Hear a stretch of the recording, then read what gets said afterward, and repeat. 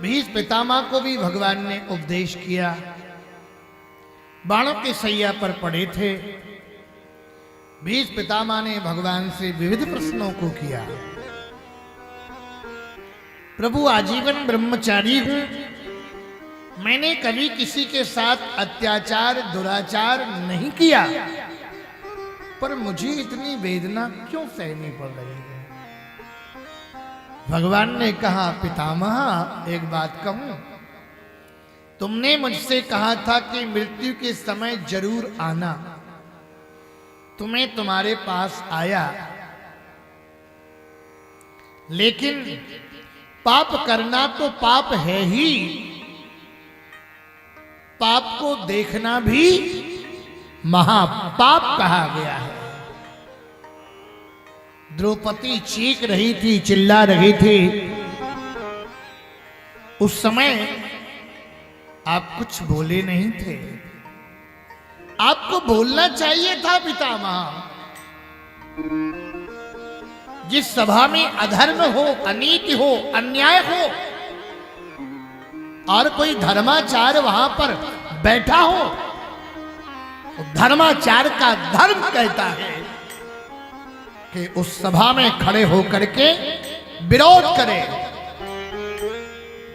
अगर उसकी बात कोई सुनता नहीं है तो सभा का परित्याग करके चला जाना चाहिए। क्या पितामह तुमने ऐसा किया?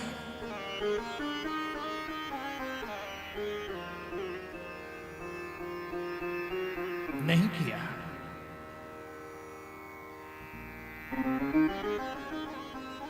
तुमने दुर्योधन का साथ दिया। दुर्योधन अधर्म का प्रतीक है।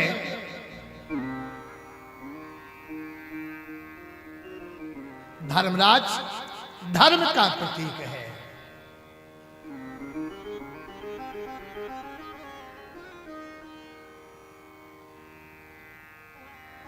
भीष्म ने कहा, प्रभु, जब मैं बाण चलाता था पांडवों पर तो यही कहता था, जयस्तु पांडु पुत्राणाम, पांडवों की विजय हो। कन्हैया ने कहा, वो तो सब ठीक है, लेकिन अधर्म को आंखों से देखते रहे तुम, आपने विरोध नहीं किया। वही श्री रामचरितमानस में सीता के करुण क्रंदन को सबने सुना। चौपाई से संकेत मिल रहा है क्या? सीता के बिलाप सुनी भारी, सीता के बिलाप सुन भारी, भय चराचर जीव दुखारी, भय चराचर जीव दुखारी। तेरे गोद काढ़ कीन होई, तेरे गोद काढ़ कीन, निर्भय चले सिना जाने से मोही, निर्भय चले जाने से मोही। दस शीस स्वान की नानी, दस शीस स्वान की नानी, चितन चला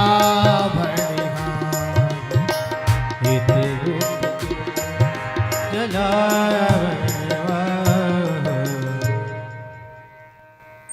सीता के करुण क्रंदन को बोलो, सबने सुना के नहीं सुना? सुना। पर आगे कोई बढ़ा क्या? कोई नहीं बढ़ा। आगे कोई नहीं बढ़ा। आगे बढ़ा तो कौन बढ़ा? जटायु। जटायु बढ़ा। जटायु ने विरोध किया। विचार करो, जटायु की रावण के सामने कोई औकात थी? आए? किसी चीज में मुकाबले करने की योग्य क्षमता नहीं थी।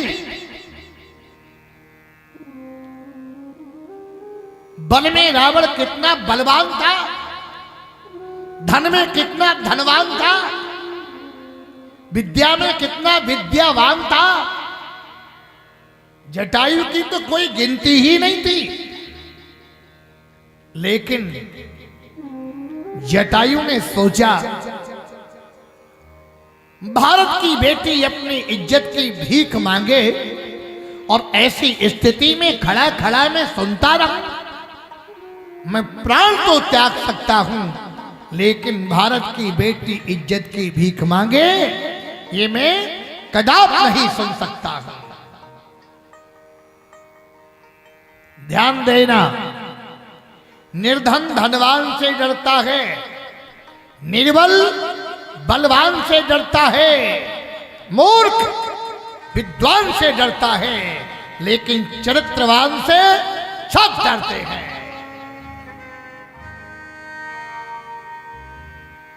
जटायु ने विरोध किया और आपको बताऊं, एक क्षण के लिए रावण को बेहोश कर दिया। चौचन मार विदारिस देही, कौन सड़ा मांस खाने वाला गिद्ध उसके सामने प्रभु श्री राम स्वयं आए, पंख काट दिए। रावण ने कृपाण निकाल करके उसके पास चल करके स्वयं मर्यादा पुरुषोत्तम श्री राम पधारे। और जटायु क्या कहता है? नाथ दशानन यह गति की, नाथ दशानन यह गति कीनी, देखल जनक सुधार लीनी। नाथ दशानन यह गति कीनी, देखल जनक सुधार लीनी। नाथ दशानन यह गति कीनी, देखल जनक सुधार लीनी। देखल जनक सुधार लीनी। नाथ दशानन यह गति की नहीं, गति नहीं बल्कि ये कहना चाहिए जटायु के कि दुर्गति की। आपके कोई हाथ पैर काट डाले और अंग अंग ढीला कर दे, अधमरा छोड़ दे, तो आप क्या कहोगे? अरे महाराज जी, वो दुष्ट ने मेरी दुर्गति कर डाली, यही तो कहोगे ना? और दुष्ट ने मेरी दुर्गति कर डाली।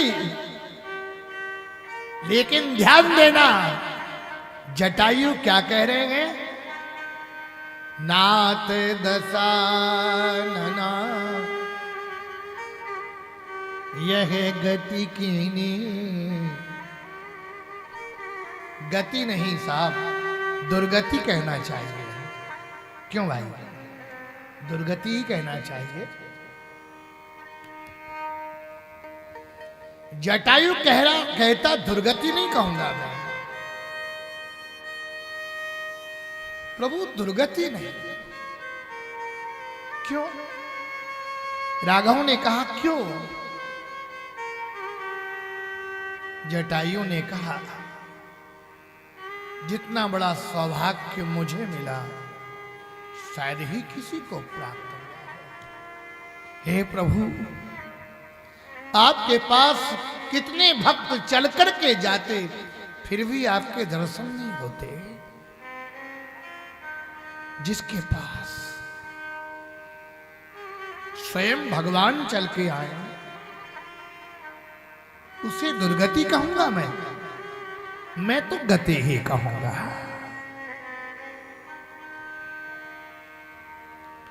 गीध को गोद में राखे दयानिधि,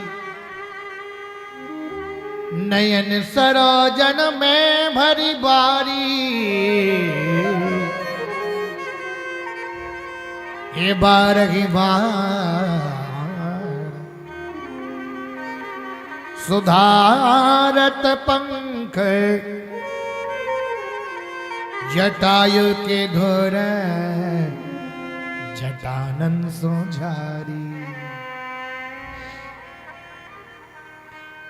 जटायु की धूल को भगवान ने अपनी जटाओं से साफ किया, इसीलिए पड़ा नाम जटायु। अथवा जिसकी आयु भगवान की जटाओं में उलझी हो, उसे कहते जटायु। कई जगह भगवान श्री राम रोए, पर जटायु के सामने नेत्रों में आंसू आए, पर आंसुओं को जमीन पर नहीं गिरने दिया। क्यों? जल भरि नयन कहत रघुराई, जल भर नयन कहत रघुराई। तात करम निज ते गति पाई, मात करम ते गति पाई। तनु तत दाते जब मन धामा, तनु तज दात जब मन धामा। देहु कहा तुम पूर्ण का, देहु का तुम पूर्ण कामा। पूर्ण कामा। नेत्रों में आंसू आए, लेकिन आंसुओं को निकलने नहीं दिया, बाहर गिरने नहीं दिया। क्यों? जटायु की गोद में रखे हैं, उसके घावों पर आंसू होते खारे। अगर खारे आंसू घावों पर गिरेंगे तो जटायु की पीड़ा होगी, इसलिए नेत्रों में आंसू आए पर गिरने नहीं दिए।